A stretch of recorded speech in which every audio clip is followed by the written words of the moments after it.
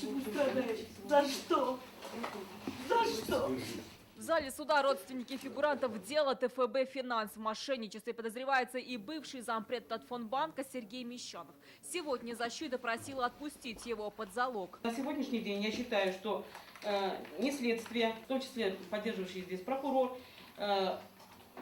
обвинения, не установили причастности моего подзащитного к совершенному инкриминируемому ему преступлению. Также защита Мещанова представила суде справки о его здоровье. До задержания он был объявлен в розыск, так как не явился к следователям на допрос.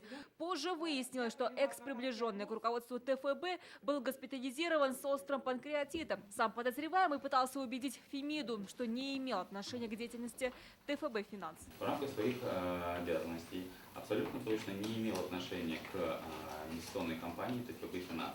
Именно поэтому не имел отношения к инвестициям в облигации, к работе, связанной с вложениями денежных средств в облигации. Второй фигурант дела Рустам Тимирбаев. Следствие также ходатайствовало о продлении ареста. Защиту Тимирбаева представили сразу 3 адвоката. Они настаивали, что с момента задержания не было проведено ни одного следственного мероприятия с его участием. Никто из потерпевших не говорит о том, что имел какие-то взаимоотношения с Тимирбаевым, о том, что Тимирбаев кого-то вводил в заблуждение. Никто из сотрудников инвестиционной компании Татфонбанк не говорит о том, что Тимирбаев давал им какие-либо указания. По делу ТФБ «Финанс» проходит и его руководитель Тимур Вальшин. Советский районный суд сегодня также рассмотрел ходатайство о продлении его ареста. Предварительный причиненный ущерб клиентам оценивается в 90 миллионов рублей.